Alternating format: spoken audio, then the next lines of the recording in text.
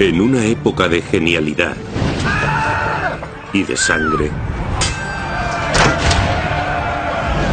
un hijo bastardo creció hasta convertirse en un hombre.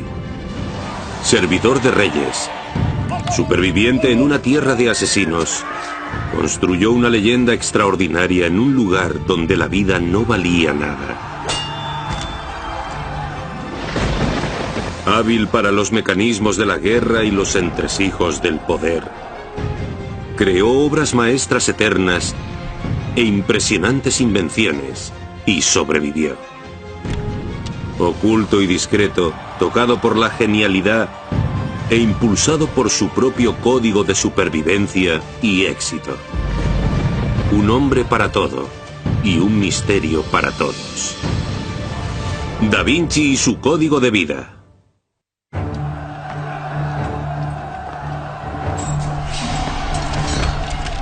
Constantinopla, la capital del Imperio Bizantino. Fue un símbolo de gloria romana durante más de 1000 años. Pero tras un asedio brutal, cayó al final en manos de los turcos musulmanes. El Papa Pío II, poco después de la caída de Constantinopla, le recordó a todo el mundo mediante cartas enviadas a toda Europa que ese era un acontecimiento importantísimo. La caída del poderoso Imperio Bizantino parecía el final de la mismísima civilización. Pero la civilización estaba a punto de vivir un renacimiento. Con la vieja ciudad moría una vieja idea y surgía una nueva que encontraba refugio al oeste, en las ciudades-estado de Italia. Para los bizantinos, Dios era el centro y el significado de todo. Pero una idea revolucionaria, el humanismo, permitiría el estudio del hombre y nuevas exploraciones para la ciencia. Era una filosofía con poder para cambiar el mundo. Al estudiar a Dios, podemos estudiar teología y filosofía de Dios. Pero al estudiar al hombre, podemos estudiar biología, zoología, antropología, tecnología, ciencias de diferentes tipos. El humanismo concentraba el interés del hombre en el hombre.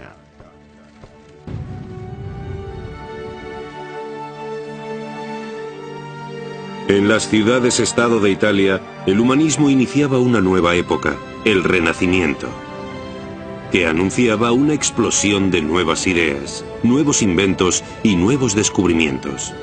Era una época incomparable. Una buena época para nacer si eras una persona brillante.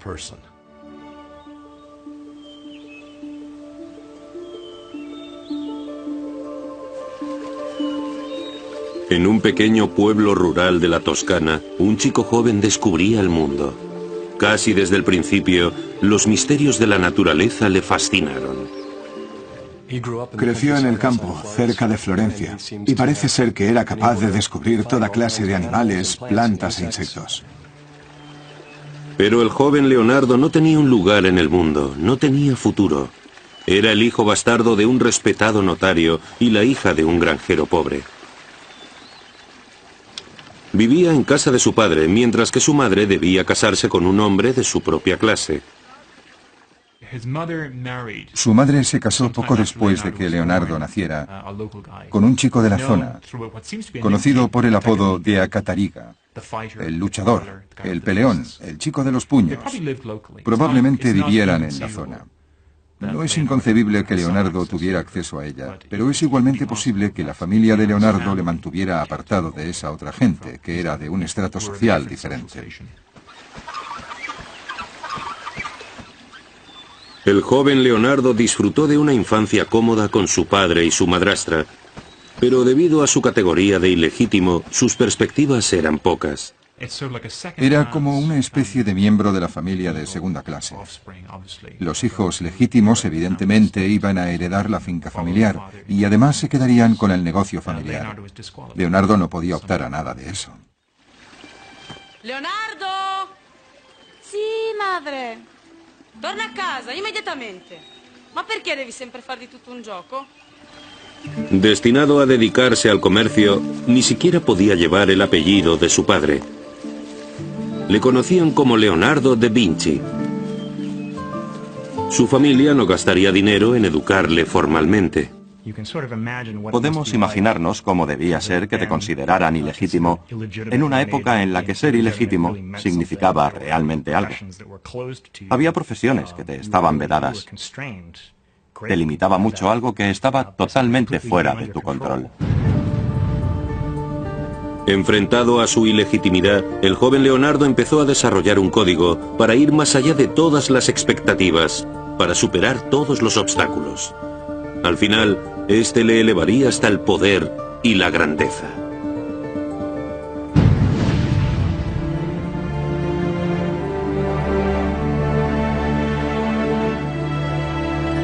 En su adolescencia, Leonardo se mudó con su padre a Florencia, una ciudad manejada por una peligrosa clase política. En ese próspero lugar de comercio y belleza, había una familia que estaba en el centro de todo. Una familia cuya importancia para Leonardo aumentaría a medida que madurara. Los Medici. Los Medici estaban al mando de Florencia porque habían sido banqueros al principio y se habían hecho con el control de la ciudad, aunque esta fuera una república y alguien tuviera que votar por ellos, porque controlaban los votos.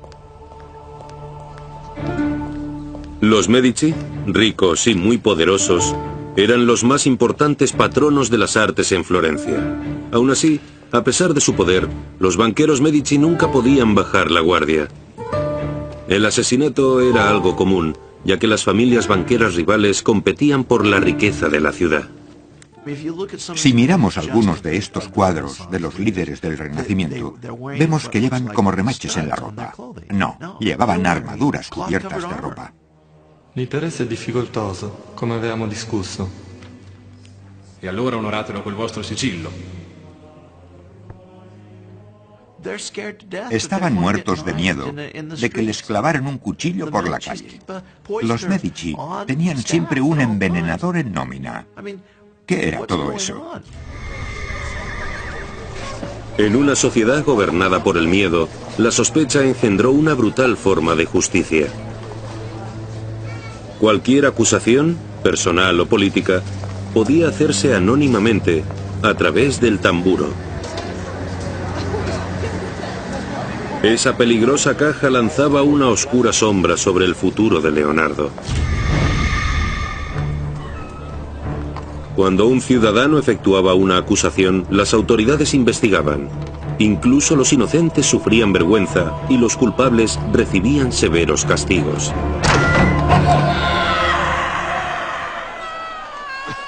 La visión de cadáveres ejecutados en público era normal en una ciudad como Florencia, así como en el resto de Italia. Leonardo vivía en una época y en un lugar donde la vida no valía nada, particularmente entre las clases más bajas. Sabía que debía liberarse de su condición de bastardo y ganarse una posición respetable en la sociedad, así que necesitaba ser miembro de las cofradías. Florencia era una ciudad gobernada oficialmente por las cofradías. Era así desde finales del siglo XIII. El gobierno de Florencia se extraía de entre las cofradías más poderosas. Las cofradías eran sindicatos profesionales, pero la mayoría estaban cerradas para un bastardo como Leonardo. Parece claro que no tenía ningún tipo de educación formal, que habría sido su formación normal si hubiese sido un hijo legítimo de su padre, en lugar de ser ilegítimo. Para Leonardo, era difícil entrar incluso en una cofradía de bajo nivel, no profesional.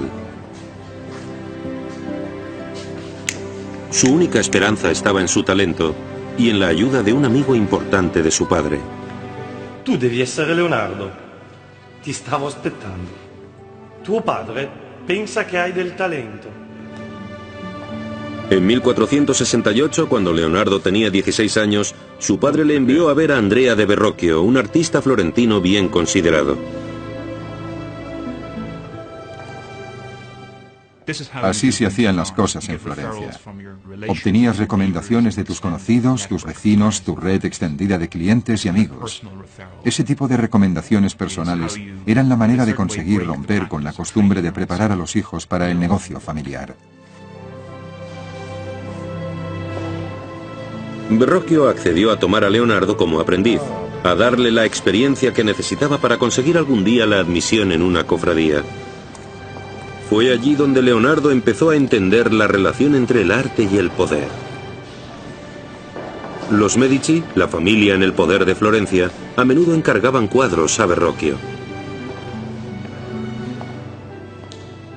Verrocchio era realmente la persona en la que pensarías en la Florencia de finales del siglo XV. Si querías un cuadro, ibas a ver a Verrocchio. Cuando Leonardo entró a formar parte del taller, supo que podía superar sus limitaciones sociales. Surgió su código, más fuerte todavía. Si las circunstancias te detienen, encuentra otra manera de conseguir tus objetivos. Pero más allá de las puertas del estudio, Florencia entraba en un periodo peligroso. Mientras el patriarca de la familia Medici, Piero de Medici, yacía en su lecho de muerte, sus enemigos planeaban robarle el control de la fortuna familiar. Piero, ti senti un po' meglio? Solo la morte può recarmi conforto adesso. Toda la riqueza y el prestigio de los Medici podía desaparecer rápidamente, ya que se estaban preparando en silencio complots contra sus vidas.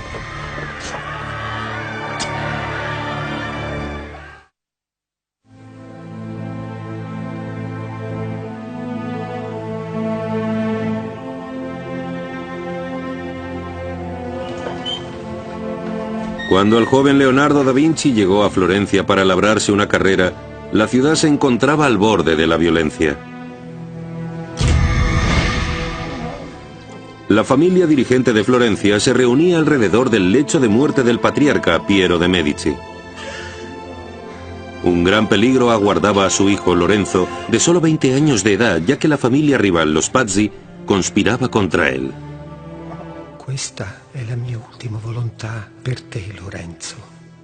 Devi guidare questa casata e guidare Firenze.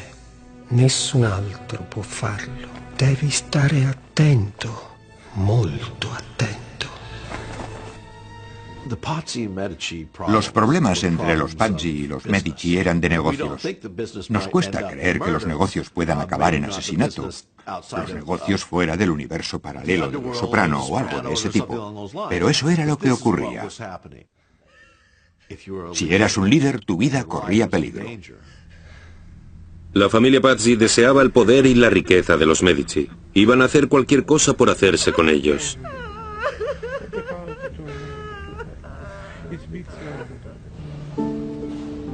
El joven Leonardo no sabía nada de las tormentas políticas que se formaban alrededor de Florencia.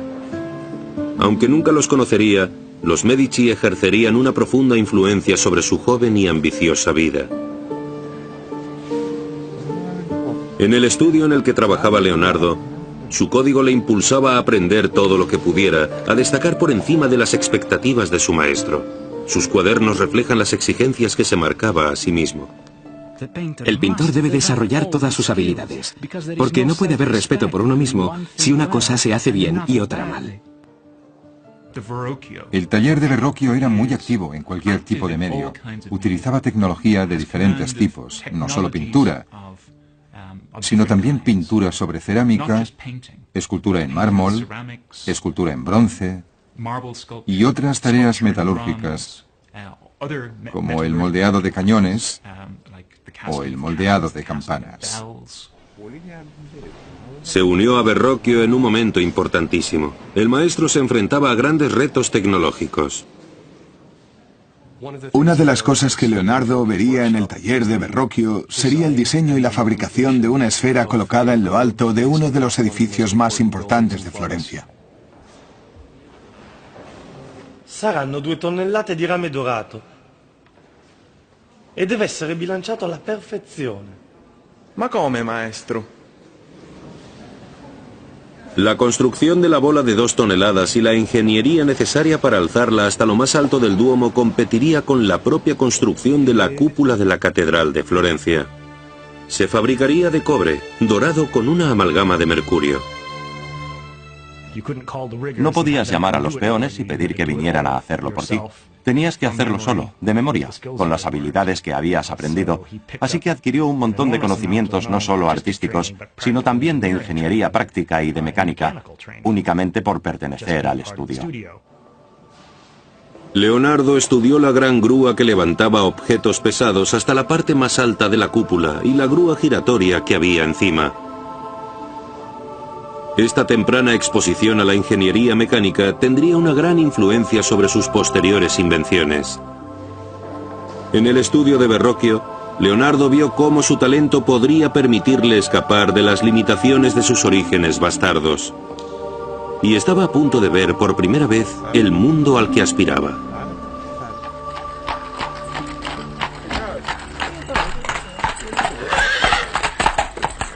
Verrocchio y sus estudiantes fueron invitados a llevar sus mejores obras al Palacio Medici para preparar una visita del influyente duque de Milán.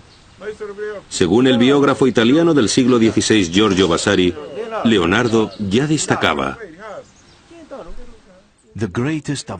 El mejor de todos los alumnos de Verrocchio era Leonardo da Vinci, que además de belleza y gracia tenía tal poder intelectual que allá donde dirigiera su interés se convertía en un maestro con facilidad.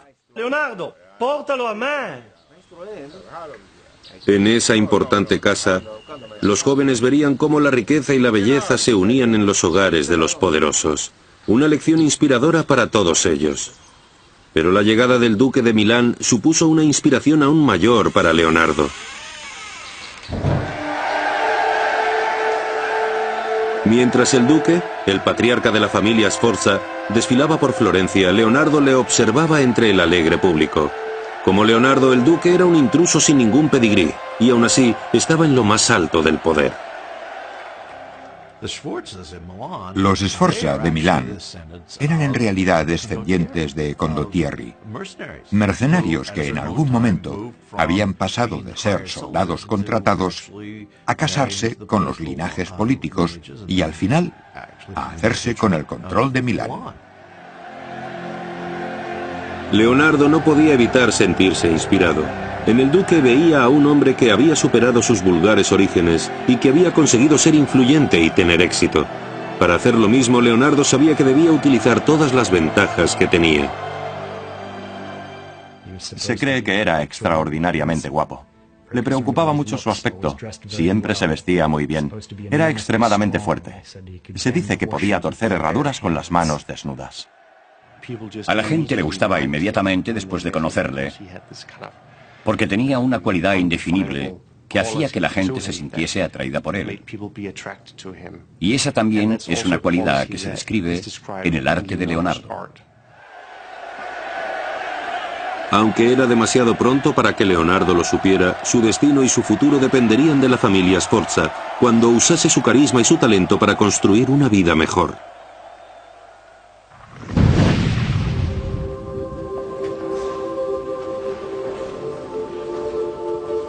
Leonardo tenía ya 20 años. Terminó su aprendizaje y finalmente se unió a la cofradía como pintor, un gran paso en el mundo de la legitimidad profesional. Ya podía buscar encargos de alto nivel por sí solo. Pero algo le detuvo. Da Vinci se quedó en el estudio de Verrocchio. Quizás fuera por lealtad, quizás no estuviese muy seguro de sus capacidades, pero se quedó. La ventaja era que no tenía que salir y establecerse por su cuenta. Todo indica que Leonardo era temperamentalmente incapaz de abrir su propio negocio. Usa un tocco leggerissimo qui, Leonardo. Leggerissimo. Vemos un gran número de encargos de cuadros que pasaron, al menos en parte, por las manos del joven Leonardo. Así que era un socio joven, servicial y adaptable para la empresa. Y mientras trabajaba, la reputación de Leonardo iba creciendo hasta llamar incluso la atención de la familia Medici. En el caso de los Medici y Leonardo, Parece, sin embargo, que muy pronto descubrieron que ese chico tenía un gran talento y que iba a superar a su mentor y a sus compañeros, así que se interesaron particularmente por él.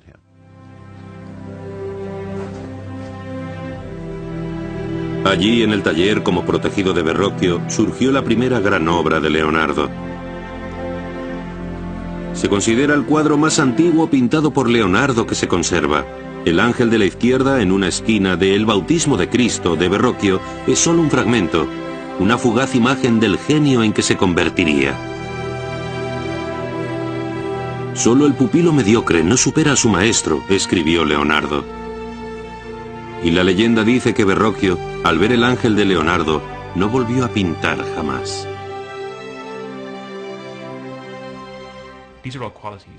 Son cualidades que hacen que hoy mires ese cuadro y veas que esa es la mano de otra persona. Un pintor excepcional que no está presente en el resto del cuadro. Leonardo tenía un talento increíble para entender el movimiento y capturarlo en sus cuadros. Por ejemplo, los tirabuzones de pelo que parecen rebotar como un muelle. Era capaz de sugerir eso pintando de una manera que nadie podía igualar. Inteligente, bien relacionado, atractivo, Leonardo sabía lo que quería y se aseguraría de conseguirlo. Pero los celos y la envidia de otros, voces y acusaciones anónimas, pondrían en peligro todo lo que había construido y amenazarían con devolverle al olvido.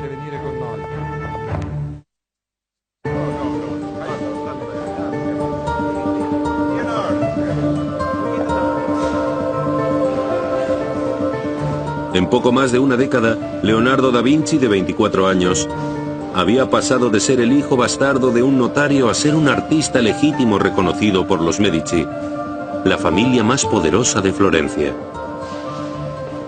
Los florentinos eran muy competitivos, era muy frustrante ser artista en Florencia, pero la competencia también hace que las cosas mejoren, hace que realices un mejor trabajo como artista. En el estudio de Verrocchio, su persistente experimentación con la pintura y la técnica le hacía destacar. Ese compromiso se convertiría en una pieza vital de su código, una manera de avanzar a sus competidores que tenían una mejor educación. Anotaba sus ideas en sus cuadernos. Sé que no soy un hombre de letras. La experiencia es mi única dueña verdadera, y la citaré siempre, en cualquier caso. Solo a través de la experimentación podemos conocer realmente algo. Leonardo creó una oposición entre la autoridad que se transmitía a través de los libros y la gente como él, figuras inconformistas que funcionaban al margen de los límites profesionales normales, que investigaban, que desmontaban las cosas para ver de qué estaban hechas, para ver cómo funcionaban. Hombre de sensibilidad fuera de lo común, Leonardo adoraba la naturaleza y no comía carne, negándose a ser una tumba para otros seres. Para él, la naturaleza era la mejor máquina y observaba sus misterios con respeto y sorpresa. Se pasó la vida intentando descubrir cómo funcionaba el movimiento de las nubes y el agua, el misterio de los pájaros y su vuelo. La ciencia, la naturaleza y la mecánica. Leonardo las imaginaba como una sola entidad que debía capturar a través de su vida creativa.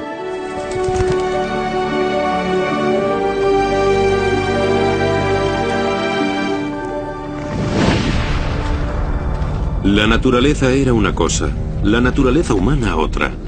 El éxito que le había elevado por encima de su categoría de bastardo también había generado envidia y resentimiento. Fuerzas oscuras se movían contra él.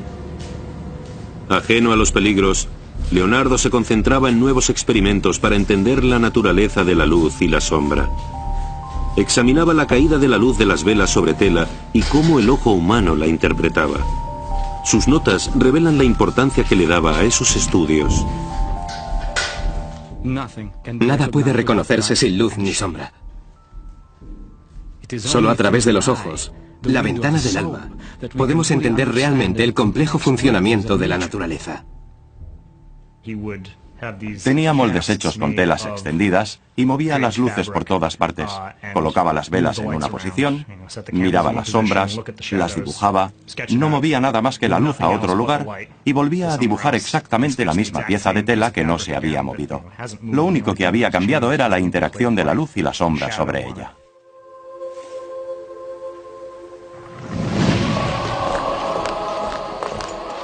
Pero en 1476, la envidia y la traición le alcanzaron. Fue de la mano de la Guardia Nocturna, la temida policía secreta de Florencia.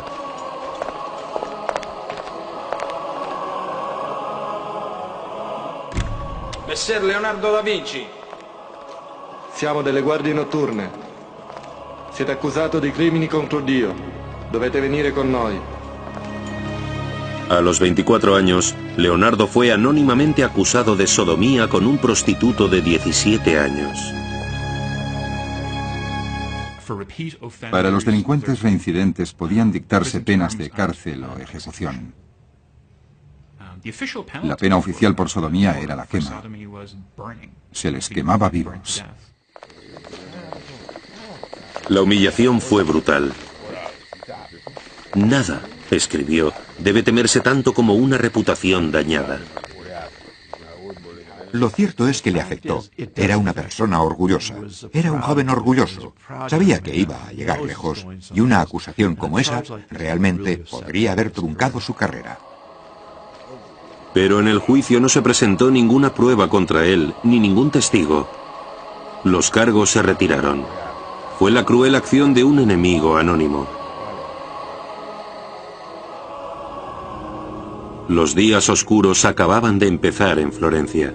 Las nubes de tormenta política se acumulaban mientras terribles fuerzas se unían contra los Medici. Florencia estaba casi rodeada por los territorios del Papa, que se extendían al sur, hasta la ciudad-estado de Nápoles, y al norte hasta Ferrara.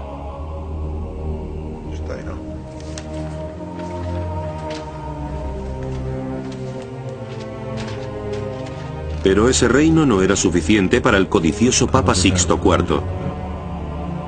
El Papa conspiraba para expandir su poder hasta el norte de Italia, a las tierras dominadas por los Medici.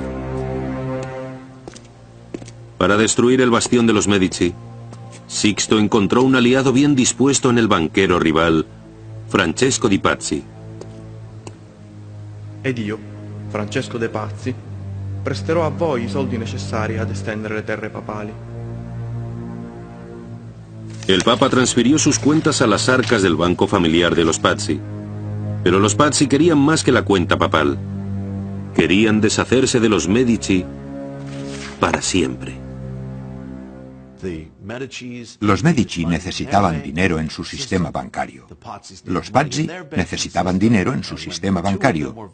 Y cuando los dos intentaron conseguir el poco dinero que quedaba en Italia, que no estaba en ningún sistema, empezaron los problemas. Y allí fue cuando se llegó a la violencia.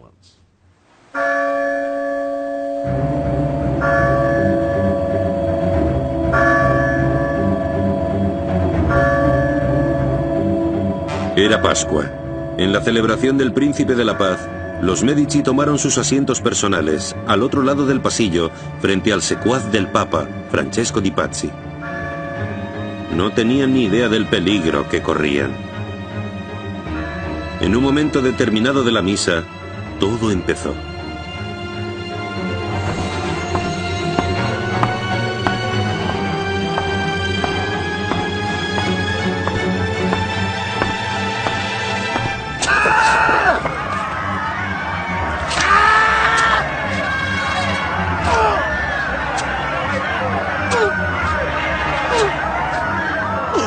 El joven Giuliano de Medici recibió 19 salvajes puñaladas y se desangró en el suelo de la catedral.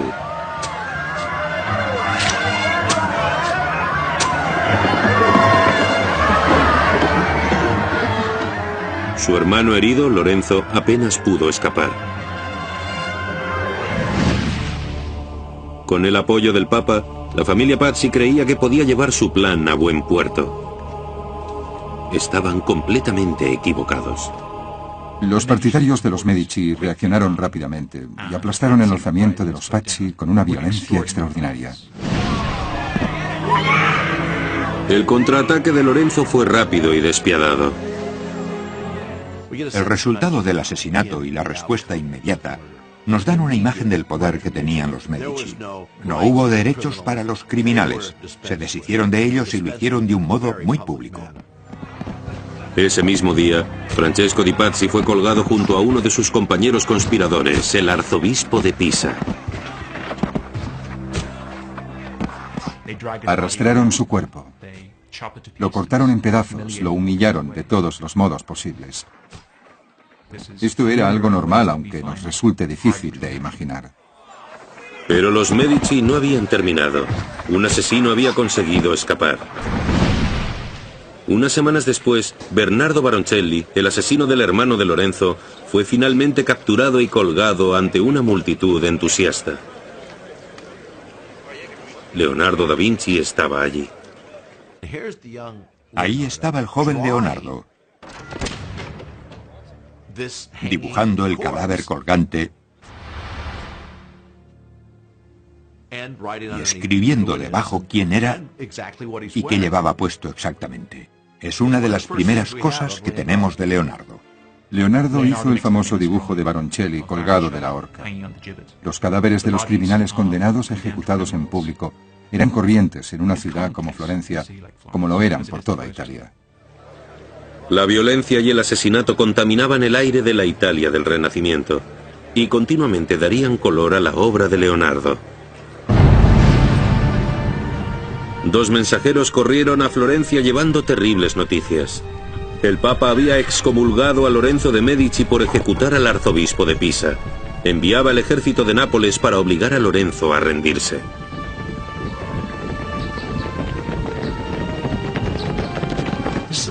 Era un ejército grande. Iban a ser muy difíciles de vencer. Muy difíciles de vencer sin una gran pérdida económica, una gran pérdida de vidas y una gran agitación de la sociedad.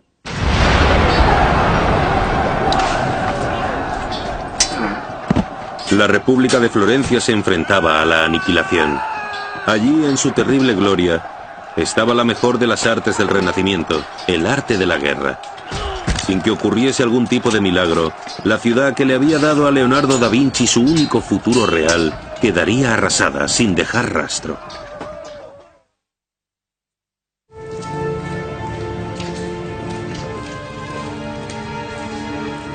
Messer Leonardo da Vinci. Detenido por falsos cargos de sodomía, Leonardo da Vinci tenía que convivir con una reputación mancillada. Y después sería la propia Florencia la que correría peligro cuando estallara la guerra con Nápoles. Para castigar a los Medici por la ejecución de uno de sus arzobispos, el Papa Sixto envió al rey Fernando de Nápoles a invadir Florencia y atacar al ejército florentino más pequeño.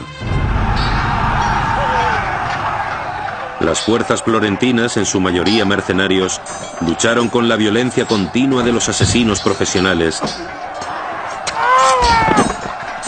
Pero el ejército de Nápoles, más poderoso, pronto ganó ventaja y aplastó a las fuerzas florentinas con una ferocidad implacable.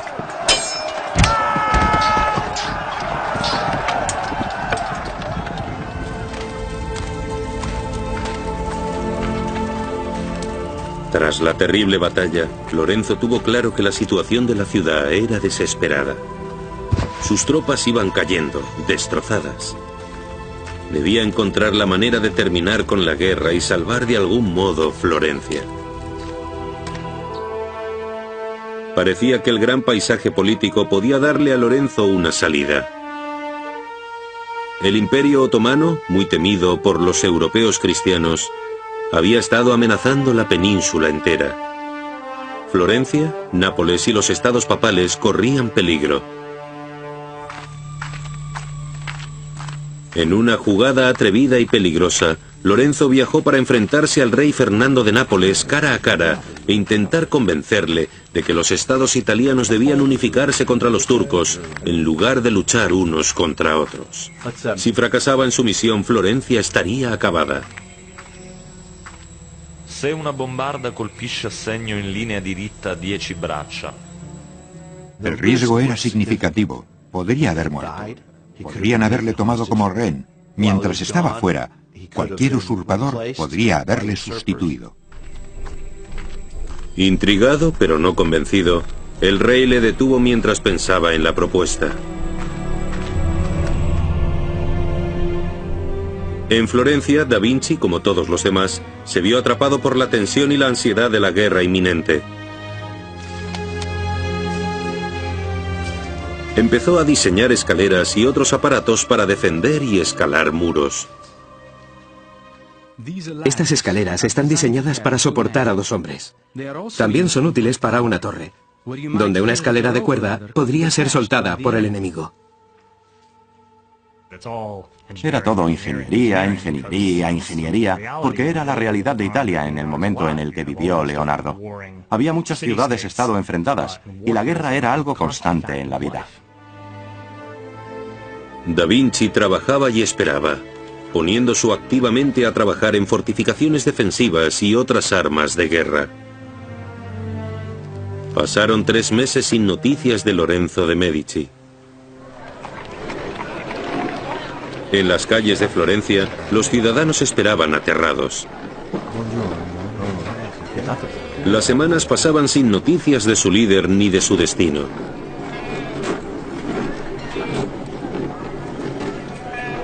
La gente continuaba con sus tareas mientras la esperanza iba menguando. La dinastía Medici y la independencia de Florencia parecían perdidas. Sabían cuál era su situación. Mientras Lorenzo estuvo en el campamento rival, debieron estar nerviosos. Podía perder su riqueza, podía perder la ciudad. Los florentinos podían perder la ciudad. Y entonces, una conmoción se apoderó de las calles.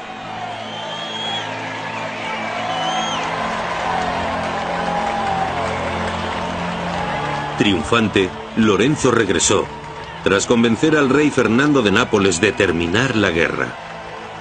La multitud celebró su valor y su capacidad como hombre de Estado. Lorenzo el Magnífico había salvado a Florencia del abismo.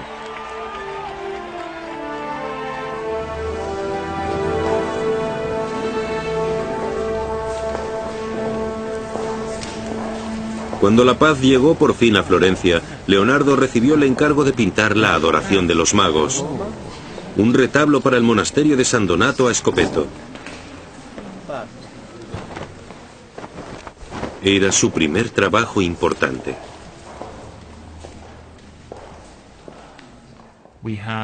Tenemos la Adoración de los Magos, tratada como nadie la había concebido antes. Entre la confusión de figuras que rodean a esa Virgen y ese niño serenos, hay una locura de atención devota. Hay caballos que se encabritan. Es una locura de hombres a caballo.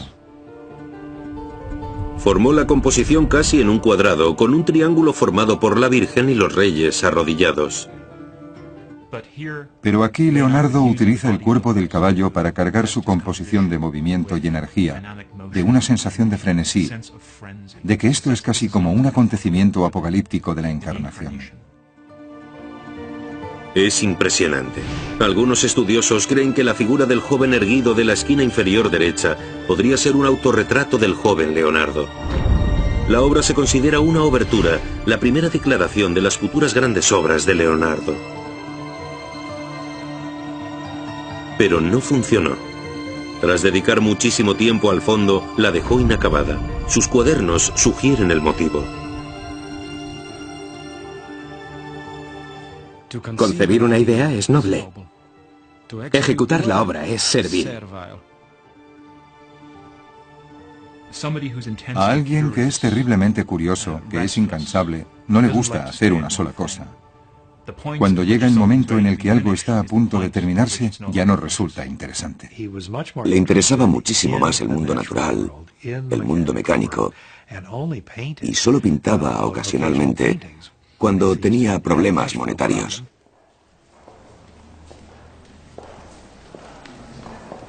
Era un mal momento para que Da Vinci abandonara la pintura.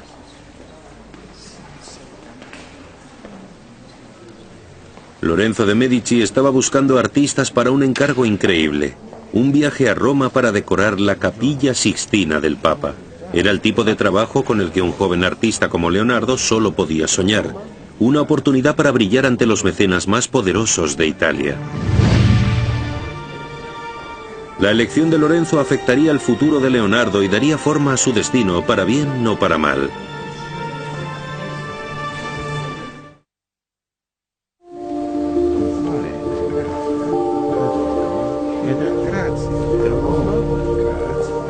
Los rumores sobre el talento de Leonardo da Vinci se extendían, pero él parecía perder interés en su carrera. Dejó un encargo importante sin terminar. Los clientes empezaron a enfadarse, y cuando Lorenzo el Magnífico escogió a sus mejores artistas para enviarlos a Roma, Da Vinci no fue seleccionado. La adoración de los magos es una de las grandes obras maestras del Alto Renacimiento, pero Leonardo no fue capaz de terminarla, y hay quienes creen que había conceptualizado el final del cuadro en su mente y con eso tenía suficiente, en lugar de tener que coger el pincel y hacerlo físicamente.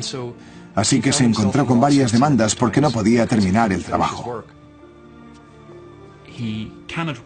No podía ocuparse de las tareas ordinarias de producción, de clientela, de los contratos, de entregar las obras a tiempo, según las especificaciones de los clientes.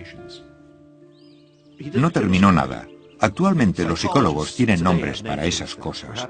Quizás tuviera déficit de atención, quizás fuera obsesivo-compulsivo, quizás tuviera ansiedad, quizás sufriera estrés. No sabemos exactamente cuál era su enfermedad, pero parece que había algo que le afectaba la mente.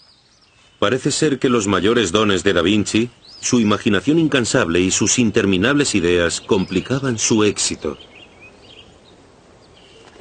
Nuevamente, las circunstancias le detenían y debía encontrar otro modo de conseguir sus objetivos. No estamos realmente seguros de que quisiera ser artista. Era la manera de avanzar en la vida de la corte y el mecenazgo. Pero cuando llegó hasta allí, lo dejó todo un poco de lado. Insatisfecho con la pintura, Da Vinci decidió que era hora de cambiar. Su código exigía que encontrase otro canal para sus ambiciones. Necesitaba empezar de nuevo y nuevas oportunidades. Así que se marchó a Milán. El estado italiano más septentrional, Milán, era el más vulnerable a los invasores extranjeros, así que estaba muy militarizado y era un centro de producción de armas y tecnología militar.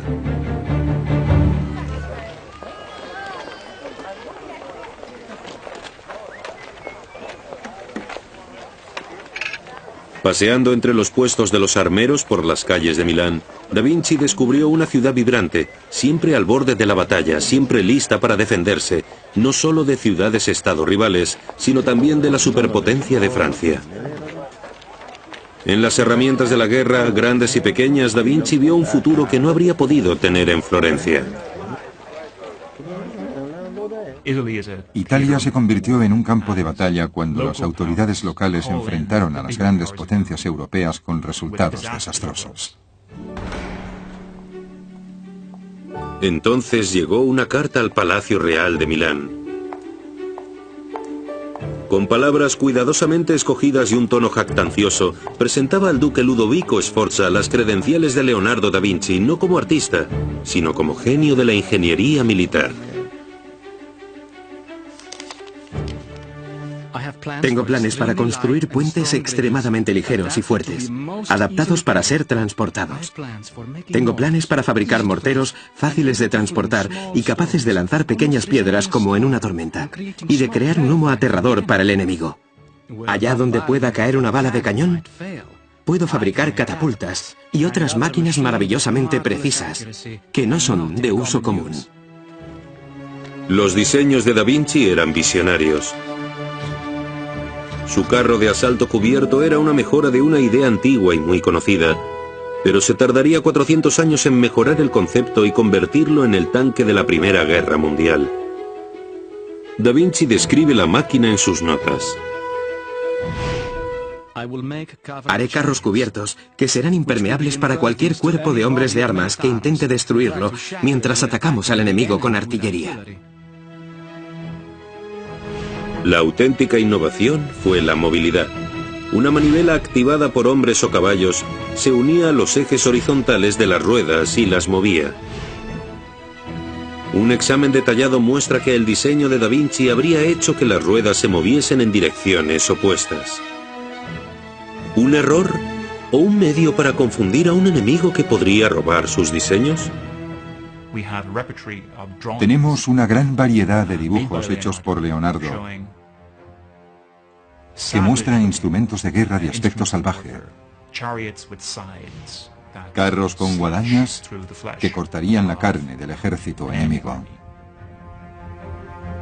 Era una mejora sobre el viejo carro de estilo romano, al que había añadido un engranaje recto con 4 enormes hojas de guadaña encima, como si fuera un helicóptero de aspas curvadas.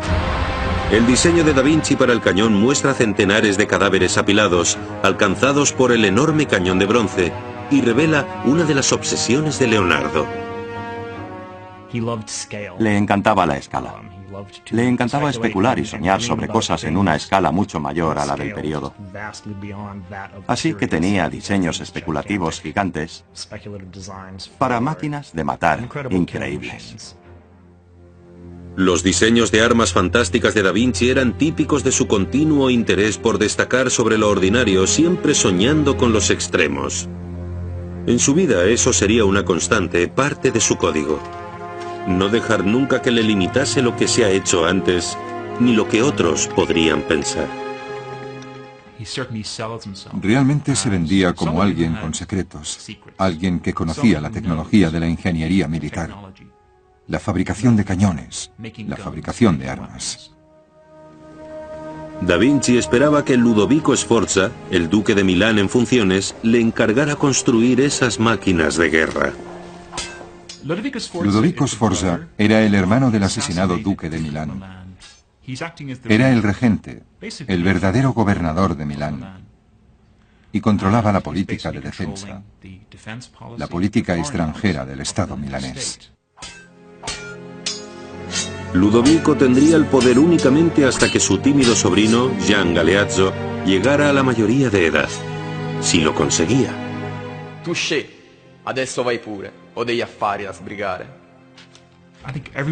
Creo que todos creían que lo que Ludovico quería realmente era el ducado de Milán. Estaba dispuesto a hacer cualquier cosa por conseguirlo. Pero los ejércitos de los reyes y la cruel incertidumbre de la política truncarían los sueños de gloria de Ludovico y todo lo que Da Vinci esperaba.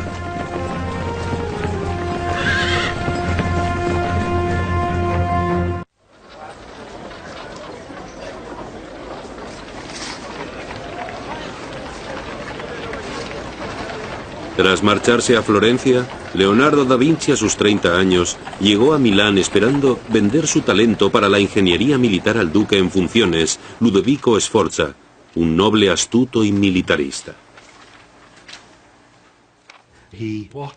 Se apartó de lo que sin duda habría sido una vida segura y cómoda como pintor de sociedad en la Florencia de finales del siglo XV y se marchó a la animada pero militarizada, agresiva y políticamente turbulenta ciudad de Milán, cerca de la frontera con Francia.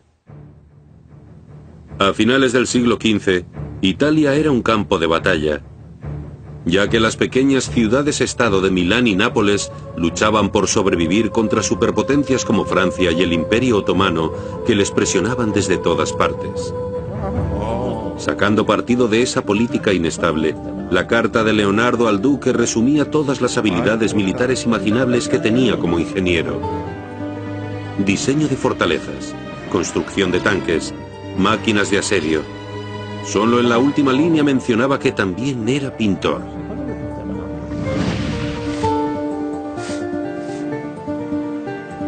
Por desgracia, Da Vinci tuvo que aparcar su entusiasmo por los diseños militares. El duque necesitaba un retrato de su amante. A pesar de la desilusión de Leonardo, el cuadro se convirtió en una de sus obras más famosas e importantes. La Dama del Armiño. Fue revolucionario. La primera vez que un retrato mostraba los pensamientos o sentimientos del modelo a través de la postura y los gestos.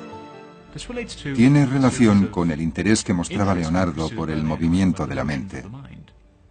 Mientras la mente se mueve, el cuerpo expresa el movimiento de la mente. O como diría Leonardo, ahí es cuando los movimientos del alma se vuelven más manifiestos. Tiene la cabeza inclinada a la derecha como si la distrajera algo de ese lado. El animal también está tenso y alerta. Nuevamente, el código de Da Vinci le impulsa a abordar nuevas ideas. Era casi obsesivo en su búsqueda para saber lo máximo posible sobre lo que le interesaba mientras le interesaba. Sforza, nieto de un mercenario, y Da Vinci, hijo bastardo de un notario, dependen uno del otro para mejorar su nivel social. Guardate da questa parte adesso, signorina Gallerani. È un piacere posare per voi. Eso no era lo que había ido a buscar a Milán, pero tenía suficiente experiencia para saber que el poder y la oportunidad siempre son compañeros de viaje. Y el gran ego de la enorme familia Sforza pronto le brindó esa oportunidad. El duque encargó una colosal estatua de su padre sobre un poderoso semental, y Leonardo empezó a estudiar las proporciones de los caballos, utilizando un pequeño y dócil modelo para practicar. La distancia entre una oreja y la otra debería ser igual a la longitud de una de las orejas. La longitud de la oreja debería ser un cuarto de la cara. Sforza quería una estatua más grande que ninguna otra, el mayor monumento ecuestre jamás visto. Suele decirse que los príncipes caudillos utilizaban el arte como un medio de parecer más permanentes, más legítimos, más establecidos de lo que quizás eran en realidad. Los Sforza solo gobernaban desde 1450, pero su monumento ecuestre iba a superar todos los existentes. Leonardo consideraba el reto de crear la estatua de 7,5 metros de altura una oportunidad para su carrera, el triunfo duradero del arte y la tecnología. Dedicaría más de 12 años de su vida a ese proceso. Iba a ser una estatua a una escala mucho mayor que cualquier otra cosa que hubiese existido antes. Necesitaría de todo tipo de nuevas tecnologías para pensar cómo fabricarla. Extendiendo su visión y su talento al máximo, Leonardo crearía incontables modelos pequeños de arcilla y dedicaría los años siguientes a investigar cómo moldear ese coloso con 60 toneladas de bronce. Como quería hacer el caballo en particular de una sola pieza, habría que hacerlo al revés y excavar fosos para moldear. Bueno, Milán se encuentra en el valle de un río y debajo hay una bolsa de agua. La cabeza del caballo, que apuntaba hacia abajo, debía quedar justo por encima del nivel del agua. Si se empezaba a calentar el agua de una zona, se podían causar problemas graves y posiblemente incluso una explosión. En otras palabras, trabajaba muy cerca del límite de lo posible. Esa era la esencia del código de Leonardo, ir más allá de lo esperado, no solo en su trabajo, sino también en su vida.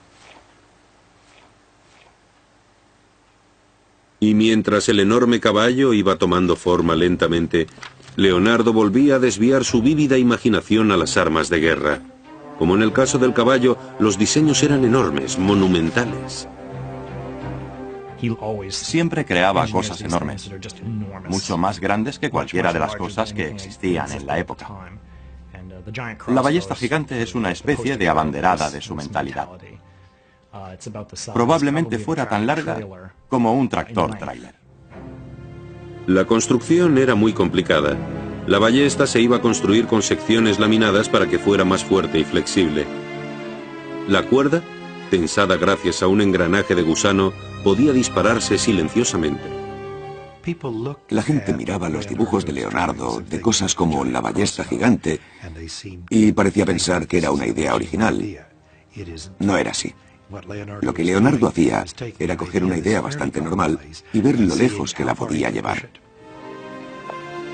Empezó con sus famosos cuadernos, una obsesión que duraría toda su vida y que actualmente nos sigue confundiendo. Se estima que escribió unas 15.000 páginas antes de morir. ¿Qué escribía en sus cuadernos? De todo.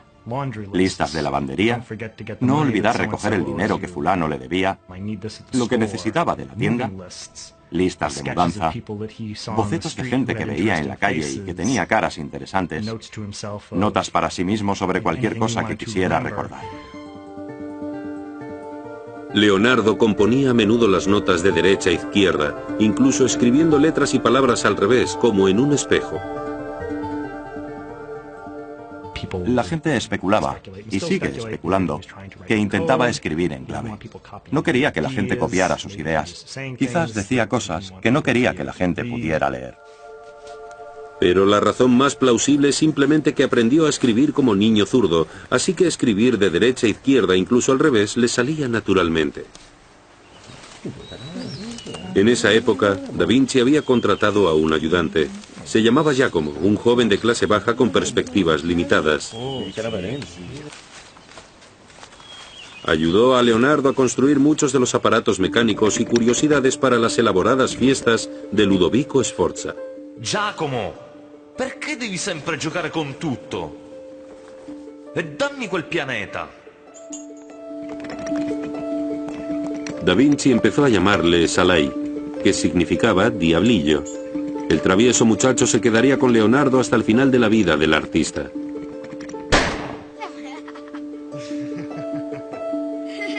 Y el nombre de Salai aparecería en los cuadernos de Leonardo más que ningún otro. Salai estaría con él en uno de los días más importantes de la vida de Da Vinci.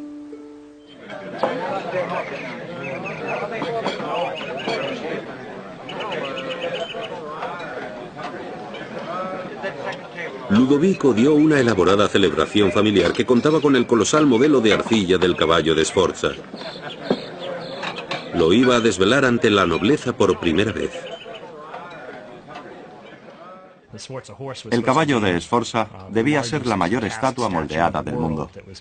Alabaría las glorias de la casa de Sforza y también, probablemente, le valdría a Leonardo una posición eterna en la corte. La fiesta, al igual que el caballo de Da Vinci, era una celebración del poder de Ludovico. Entre los asistentes estaba la hermosa mujer de Ludovico, Beatriz d'Este, y su sobrino, el duque real, Gian Galeazzo, de 25 años. Era bastante evidente que el joven Galeazzo Sforza había sido apartado por Ludovico, su tío, que tenía el propósito de quedarse el ducado para él. Gian Galeazzo no asumiría jamás el poder. Ese mismo año moriría. Algunos afirman que envenenado, convirtiendo finalmente a Ludovico en duque. Sin nada que frenara a su ambición, colocaría a Milán y a Leonardo en el camino de la guerra. Siamo pronti, Leonardo.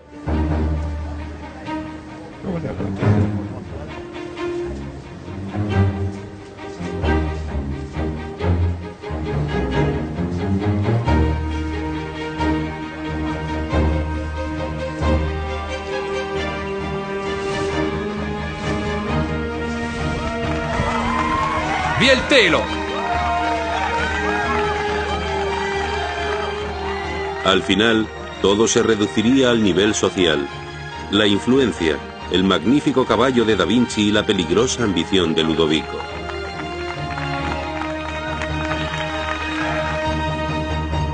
En 1494, como nuevo duque de Milán, Sforza unió sus fuerzas con las de Francia.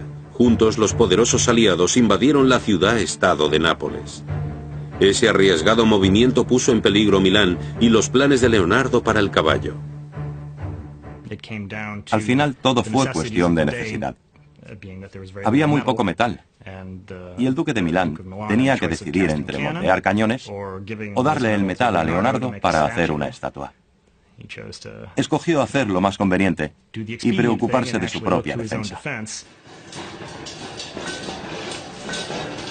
Con la guerra en el horizonte, las 60 toneladas de bronce separadas para el gran caballo de Da Vinci se fundieron en los hornos de Milán y se vertieron en moldes de cañones. Leonardo aguantó estoicamente. Como el cerebro de su excelencia está entretenido en otras cosas, las artes han sido silenciadas. Sobre el caballo no diré nada, porque sé que no es el momento. El duque, aún ansioso por otorgarle un gran legado al nombre Sforza, le hizo un nuevo encargo a Da Vinci. Un mural religioso para la iglesia de la corte, Santa María de la Grazie, decorado con el escudo de armas de su familia. Se convertiría en una de las mayores obras maestras mundiales. Pero para consternación de los sacerdotes, pasaban los años y no parecía que fuera a terminarlo. Maestro Leonardo, quando pensate sarà finito? Ho solo bisogno di mettere una faccia a Giuda.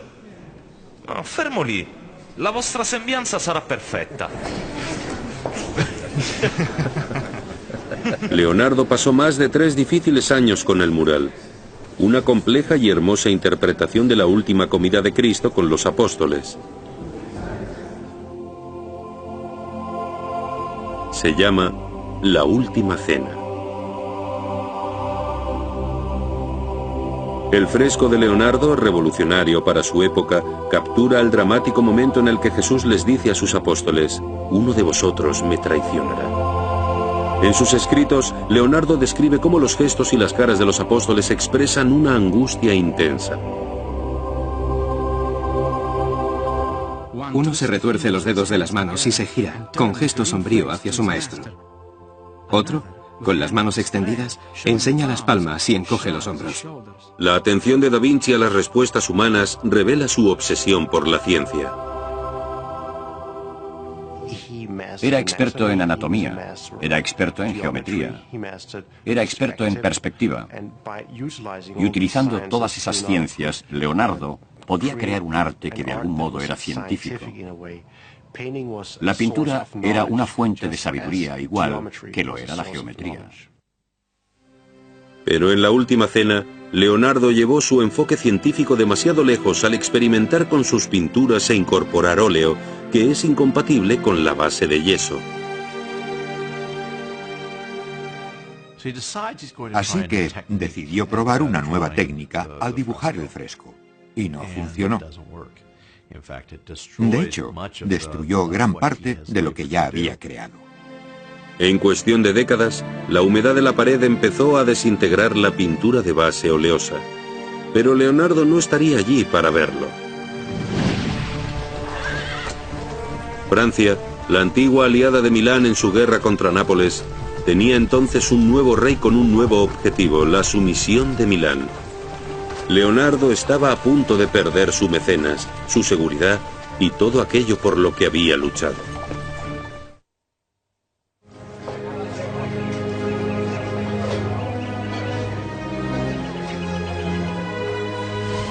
En Milán, Leonardo da Vinci había creado algunas de sus obras más importantes. Había pasado 17 años en la corte del duque Ludovico Sforza, realizando sus propios sueños de éxito. Leonardo se acercaba a los 50 años cuando la situación política cambió. La antigua aliada de Sforza, Francia, invadió repentinamente Milán. Da Vinci perdió al mismo tiempo a su mecenas y su seguridad. Sus notas reflejan ese revés de la fortuna. El duque ha perdido su estado, sus propiedades y su libertad. Ninguna de estas grandes empresas ha conseguido prosperar. El ejército ocupante francés, decidido a aniquilar cualquier señal de los Sforza, usó la escultura épica de Da Vinci para sus prácticas de tiro.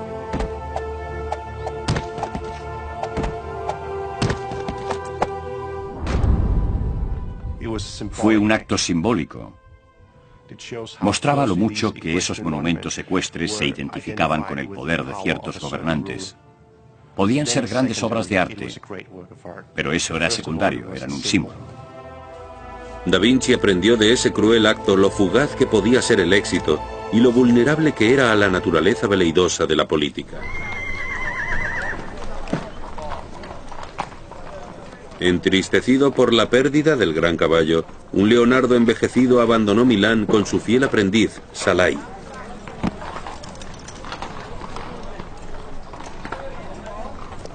Tuvo que dejar todas sus obras, el caballo destrozado, la última cena, todo abandonado.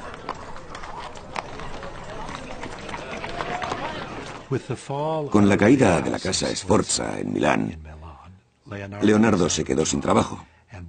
y se inició un periodo de su vida en el que estuvo deambulando.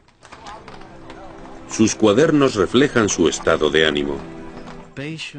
La paciencia protege de la desgracia como la ropa cálida protege del frío. Cuanto más cálidamente te vistes, menos poder tiene la tormenta. Del mismo modo, aumentar la paciencia al enfrentarte a la peor de las situaciones la vuelve impotente ante la paz de tu espíritu. Sus viajes le llevaron a Venecia, amenazada entonces por el creciente poder de los otomanos. Quizás allí encontrara un mercado para sus armas y fortificaciones innovadoras. Una de las cosas interesantes sobre Leonardo es pensar la gran parte de su carrera durante la que no trabajó como artista. Siempre se piensa en él primordial y principalmente como pintor, pero si miramos los años que pasó al servicio de varios señores, gran parte de ellos estuvieron dedicados a la ingeniería militar y al entretenimiento. Fue a ver al duque de Venecia con multitud de ideas, incluso un traje de buceo y un sistema de buceo para la guerra submarina. En sus escritos, Da Vinci describió su complejo diseño. Una placa de armadura con casco, jubón y calzas. Y una bota para aguantar la respiración, con medio aro de hierro para mantenerla lejos del pecho. Cuando se desinfla la bota, se cae hacia el fondo, arrastrado por sacos de arena. Cuando se infla, se asciende hacia la superficie. Parecía casi no pertenecer a su época. En un periodo en el que ni siquiera tenían cosas mundanas, como maneras de contar el tiempo, Leonardo pensaba en caminar por el fondo del océano y volar por el aire como los pájaros, o desarrollar vehículos de propulsión. Tenía una visión completamente singular de prácticamente todo lo que le rodeaba. Las ideas de Da Vinci estaban siglos por delante de su tiempo. Su código le había llevado a soñar con lo imposible. Pero Venecia no tenía ningún interés en sus inventos. Se le consideraba un extranjero y sus ideas visionarias solo causaban sospecha. Rechazado, debía perseguir sus sueños en otro lugar. Volvió a Florencia, la tierra de su infancia.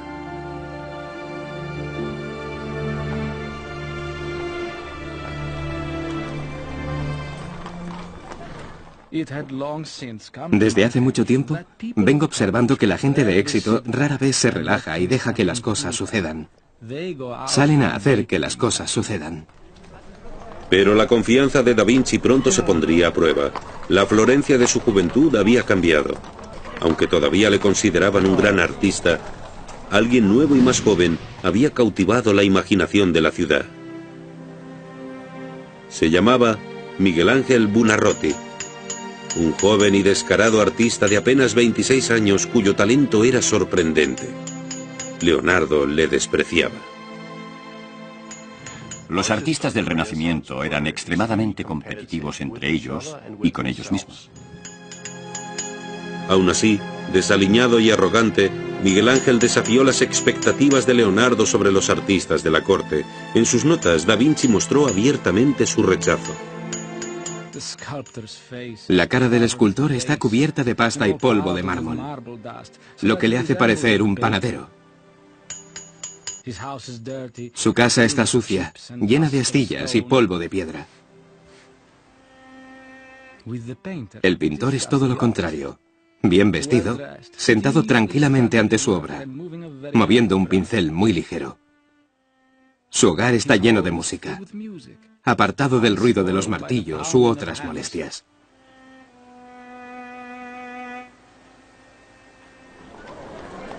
La creciente hostilidad entre Leonardo y Miguel Ángel rápidamente se hizo pública.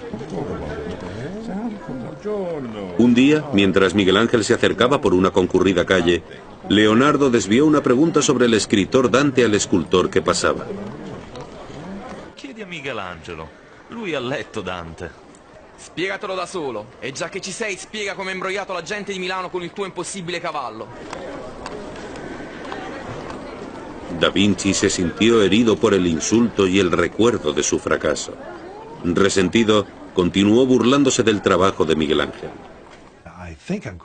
Creo que le cito bien si digo que criticó a pintores como Miguel Ángel cuya anatomía hacía que la gente pareciera sacos llenos de nueces. Casi 25 años mayor que Miguel Ángel, Leonardo estaba desilusionado y guardaba sus cuadros cada noche con menos pasión que en la anterior. Sus escritos reflejan su creciente desesperación y su vejez. Oh tiempo, devorador de todo. Oh época rencorosa. Lo destruyes y lo consumes todo con los implacables dientes de los años. Poco a poco, en una muerte lenta. Rechazado, Leonardo encontró una oportunidad en uno de los mecenas más inverosímiles. Un hombre cuya ambición superaba la de todos los demás, incluso en esos momentos violentos.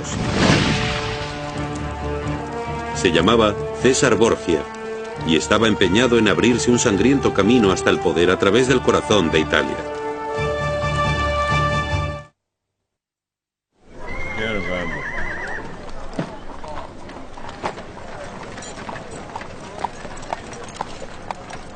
Tras perder el trabajo de 17 años, un desanimado Leonardo da Vinci acabó por volver a Florencia.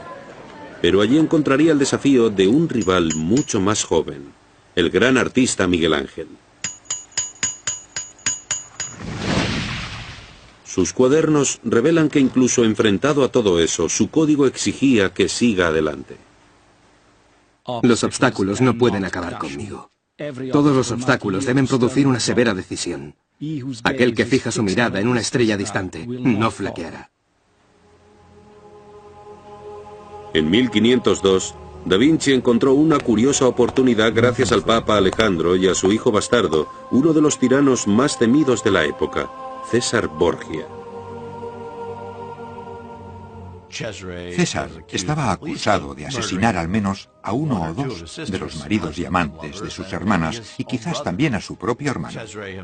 El mismo César era representado como la encarnación del diablo, pero otros creían que era un gran líder. Borgia personificaba la corrupción y la sed de poder que había acabado por definir el papado. Era despiadado al intentar consolidar el imperio de su padre y esperaba poder reclamarlo como propio algún día. Una a una, las ciudades de Romania en el norte de Italia iban cayendo ante el ejército papal de Borgia. Codicioso se puso como meta una zona cada vez más amplia. Pero para triunfar necesitaba una ventaja, alguien con ideas nuevas. Recurrió a Leonardo da Vinci. Ecco le vostre carte. È un onore servirla. Borgia le impuso el título de ingeniero jefe general, así que Leonardo probablemente tuviera la oportunidad de observar los verdaderos horrores de la guerra de primera mano.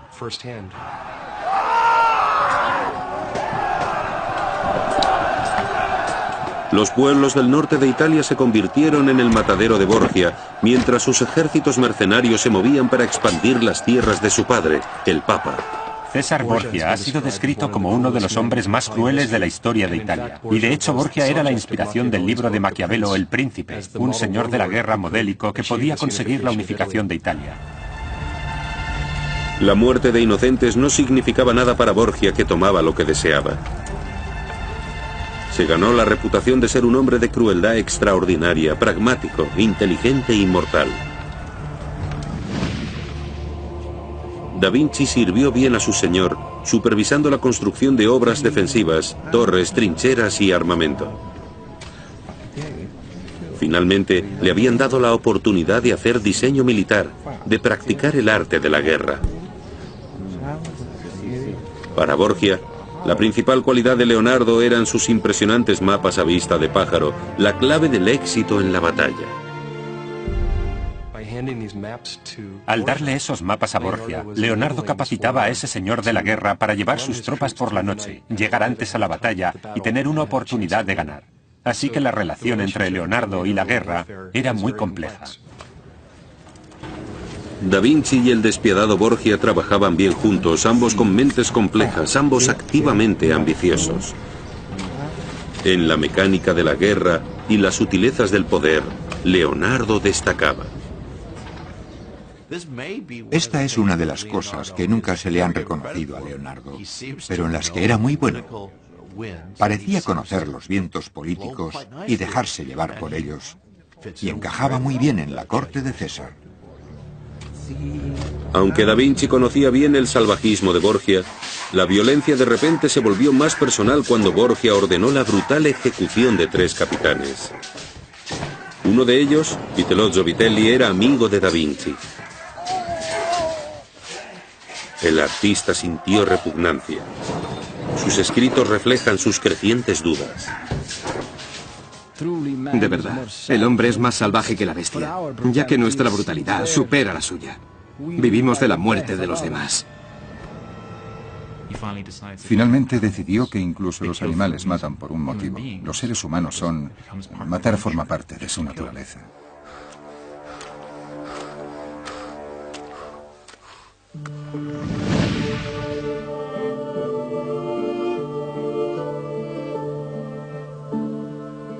Da Vinci abandonó el servicio de Borgia y regresó a Florencia y al arte de la pintura, quizá para explorar el lado amable de la naturaleza humana. Allí empezó el trabajo por el que siempre se le recordará. No, non ridete. Sorridete. È divertente ma non isterico. Pensate cose dolci. Pensate al vostro amante. Giusto. Se llama la Mona Lisa. Nadie sabe quién es o si existió. Mientras pintaba, Da Vinci la divertía con música y entretenimiento. Leonardo decía en sus escritos que las caras son más bellas al atardecer y capturaba ese efecto utilizando formas de pintura transparentes. Una técnica que más tarde se llamaría esfumato, que significa un efecto ahumado, una especie de humo. Y eso se ve en estas transiciones casi invisibles de la luz a la sombra que son tan enigmáticas. Resulta increíble que alguien pudiera hacerlo con pincel. Es una gran muestra de virtuosismo. La gente suele hablar sobre el misterio de la sonrisa de Mona Lisa. Si es misteriosa, es porque Leonardo da Vinci ensombreció las comisuras de los labios y los ojos, los rasgos más expresivos del rostro humano. Siempre se sugiere que la Mona Lisa es un cuadro de misterio, que hay algo muy secreto detrás de ella. Y acabamos elaborando ese mito sobre la sonrisa de la Mona Lisa, o sobre quién es la Mona Lisa. ¿Es la amante de Leonardo? ¿Es el propio Leonardo? La historia no revela su verdadera identidad. Vasari, el biógrafo de Da Vinci, la identifica como Mona Lisa Gioconda, la mujer de un mercader. Pero Vasari nunca vio el cuadro y el propio Da Vinci no dejó ninguna pista. Lo llevó con él durante años y siguió trabajando con él. Nunca lo terminó del todo. El único motivo por el que existe tal y como es hoy es porque él murió. La Mona Lisa será para siempre un trabajo en curso, una manifestación física de su código, de su compromiso por conseguir lo imposible, la perfección en la pintura.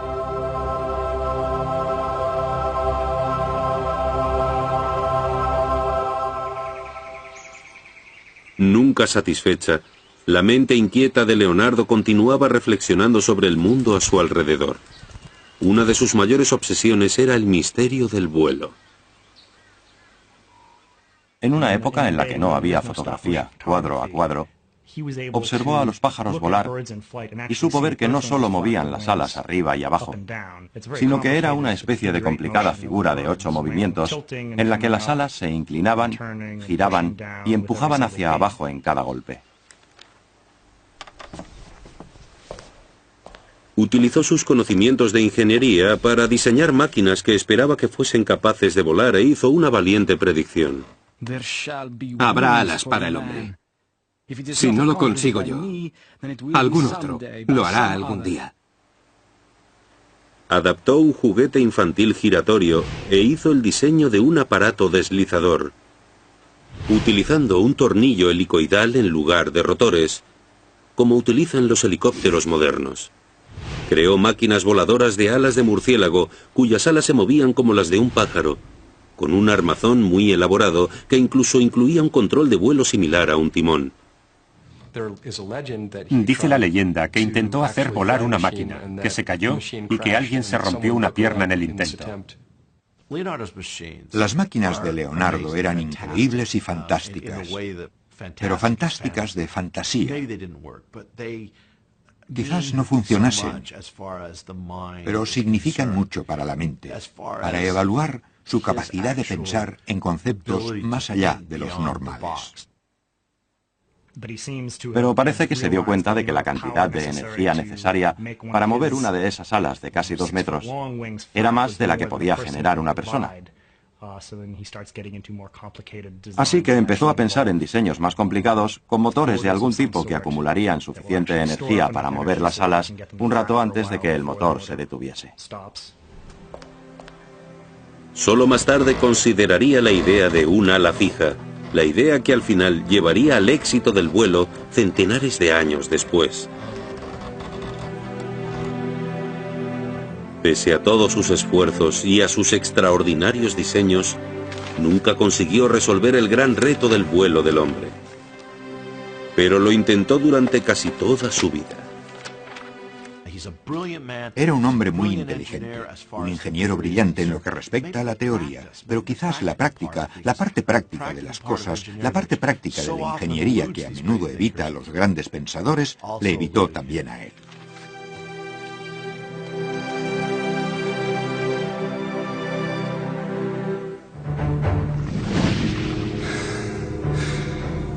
A pesar de la frustración de Leonardo con la ingeniería, conseguiría su éxito más notable con una máquina mucho más compleja. Su macabra obsesión con el momento de la muerte le llevó a dominar el funcionamiento del cuerpo humano.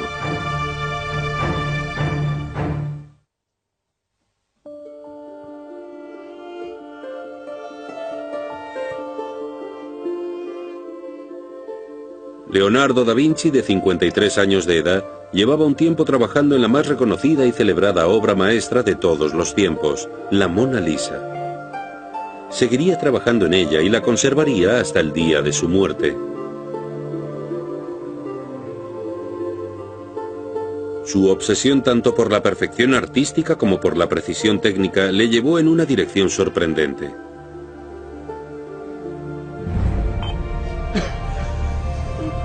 Dirigió su insaciable curiosidad al estudio de la mayor obra de arte de la vida, el cuerpo humano. Le interesaba la anatomía desde muy joven, probablemente desde la época que pasó en el taller de Verrocchio, donde a los artistas de Florencia se les animaba a hacer disecciones y autopsias en la escuela de medicina, por ejemplo, o si no hacerlas, al menos a observarlas.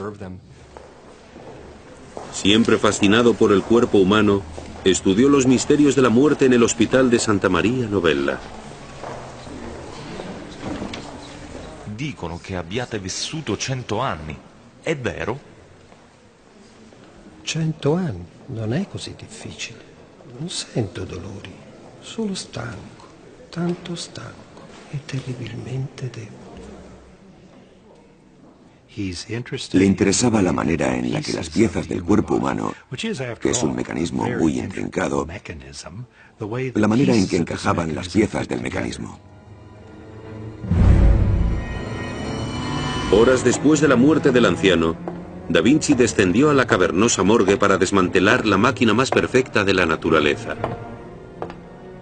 Nos puede sorprender saber que la disección de cadáveres humanos de Leonardo no estaba mal vista por la Iglesia de su época. Eso parece ser un concepto más moderno, una prohibición moderna. Allí haría un descubrimiento sorprendente con muchos siglos de adelanto. Conduje una autopsia para determinar la causa de una muerte tan tranquila y descubrí que fue causada por la falta de flujo sanguíneo en la arteria que alimenta el corazón y otros miembros inferiores, que estaban atrofiados y encogidos. En 1507, Leonardo hace la primera descripción de la historia de la arteriosclerosis, comparando el sistema circulatorio del anciano con el de un niño. Hay que intentar imaginar cómo habría sido hace 500 años trabajar en una autopsia sin una buena iluminación y sin una buena conservación del material. El hedor habría sido horrible. En esas difíciles condiciones, Leonardo inventó una manera completamente nueva de observar. Más tarde, sus secciones transversales y sus diagramas influirían profundamente en el método moderno de visualización de anatomía y en su maquinaria. Su código, como él mismo, maduró. La experimentación continuaba siendo el principal motor de su esfuerzo para conseguir lo que nadie más podía. Me inspira la urgencia de hacer. Saber no es suficiente. Debemos actuar. Estar dispuesto no es suficiente. Debemos hacer.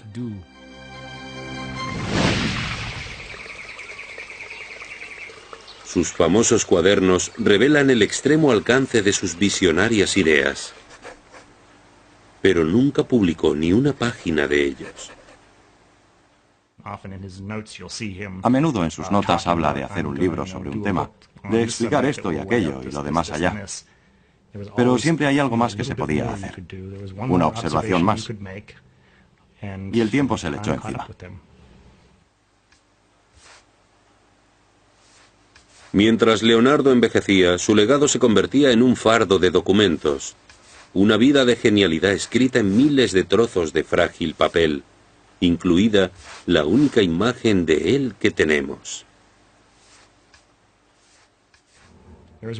Hay una imagen de un anciano que suele considerarse un autorretrato, pero no lo sabemos. No tiene título. Es un esbozo entre los millones de esbozos que hizo. Lo que a mí me parece interesante es hasta qué punto Leonardo nos es completamente ajeno. Hacia el final de su vida, en 1517, el rey Francisco I de Francia, un gran admirador y coleccionista de su obra, invitó a Da Vinci y a sus dos ayudantes, Salai y Francesco Melzi, a vivir en su castillo real de Clos. Leonardo consiguió su último trabajo, que básicamente era ser el mayor talento de la corte del rey de Francia. No tenía mucha responsabilidad. El rey de Francia le quería como ornamento. El rey nombró a Leonardo da Vinci pintor, ingeniero y arquitecto favorito. Si sta facendo tardi, maestro. Possiamo continuarlo nel mattino. Francesco ed io lo aiuteremo a mettersi a letto. Pero a los 65 años, los triunfos de Leonardo quedaban atrás. Un derrame le había paralizado el brazo derecho y la mano izquierda ya no podía pintar pequeños detalles. No parecía tener ninguna obligación. Leonardo no hizo gran cosa durante esos últimos años, salvo disfrutar de la vida. Y la disfrutó. Fue el mejor momento de una merecida jubilación, supongo.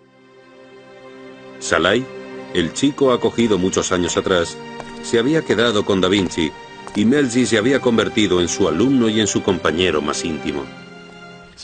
Leonardo tenía consigo la Mona Lisa y otro par de cuadros.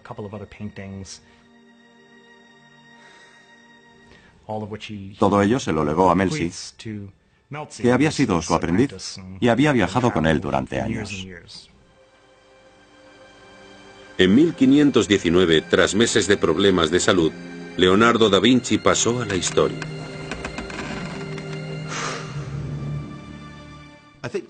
Creo que Leonardo es uno de esos individuos que tenían un código de éxito. No lo medía por la riqueza, no lo medía por la popularidad, lo medía por sus propios sentimientos hacia sus logros. Para mí, Leonardo da Vinci representa algo de los seres humanos. Representa a la persona que supera gran cantidad de obstáculos sociales y realmente demuestra de qué somos capaces. Su capacidad de ver más allá de su realidad cotidiana es, para mí, una de las cosas que le harán eternamente popular.